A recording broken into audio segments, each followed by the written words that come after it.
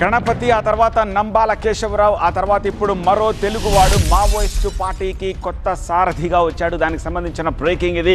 Maoist party కేంద్ర committee secretary నియామకం జరిగింది.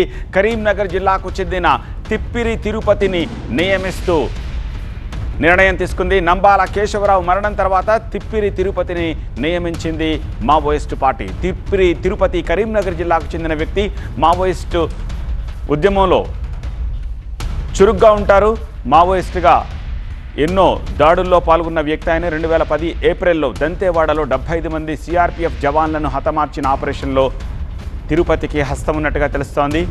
2007లో రాణి బొడాలిలో 55 మంది జవాన్లను చంపేసిన అటాక్లో కూడా ఈయనకి భాగస్వామ్యం ఉన్నట్టుగా తెలుస్తోంది.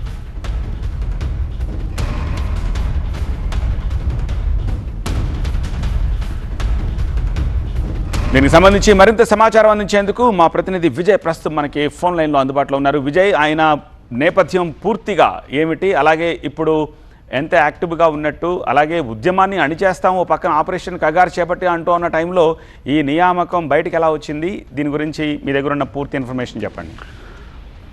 దాదాపుగా ఒక మూడవ వ్యక్తి కేంద్ర మావోయిస్ట్ పార్టీ, దాదాపు 25 ఏళ్ల మావోయిస్ట్ పార్టీ ఉద్యమ చరిత్రలో మరోసారి తెలంగాణ ప్రాంతానికి చెందినటువంటి వ్యక్తికి ఈ మావోయిస్ట్ కేంద్ర కమిటీ సెక్రటరీ బాధ్యతలు, మొత్తం వెంటనే మావోయిస్ట్ పార్టీని నడిపించే బాధ్యతని తిప్పరి తిరుపతికి మావోయిస్ట్ పార్టీ అప్పచెప్పింది. తిప్పరి తిరుపతి అలియాస్ దేవాజీ దేవాగా ఛత్తీస్గఢ్ లో అత్యంత ప్రాముఖ్యం కలిగిన వ్యక్తి. నంబాల కేశవరావు ఎన్కౌంటర్ తర్వాత ఎవరు నియమిస్తారు, హిడ్మాన్ మాత్రం నియమిస్తారా లేదంటే ఇంకొక ఎవరు నియమిస్తారని చెప్పి చర్చ జరిగిన సమయంలో మరోసారి తెలంగాణకు సంబంధించినటువంటి కరీంనగర్ జిల్లా నేటివ్ అయినటువంటి తిప్పిరి తిరుపతి అలియాస్ దేవాజీని మావోయిస్ట్ పార్టీ కేంద్ర కమిటీగా సెక్రటరీ. ప్రస్తుతం మావోయిస్ట్ పార్టీ మిలిటరీ విభాగానికి సెక్రటరీగా పనిచేస్తున్నాడు తిప్పిరి తిరుపతి అలియాస్ దేవాజీ. ఇతన్ని ప్రస్తుతం కేంద్ర మావోయిస్ట్ పార్టీ సెంట్రల్ కమిటీ సెక్రటరీగా, మొత్తం ఎంటైర్ మావోయిస్ట్ పార్టీని లీడ్ చేసే వ్యక్తిగా నియమించింది. అయితే ఇతను అనేక ఆపరేషన్లో పాల్గొన్నారు. దాదాపు 150 మంది సిఆర్పిఎఫ్ జవాన్లని రెండు ఇన్సిడెంట్లో చంపిన మొత్తం మాస్టర్ ప్లాన్ అంతా కూడా ఈయనదే. ఇప్పుడు ప్రస్తుతం మావోయిస్టుకు సంబంధించినటువంటి అనేక గడ్డుకాలం ఉన్నటువంటి నేపథ్యంలో ఆపరేషన్ కగార్పేట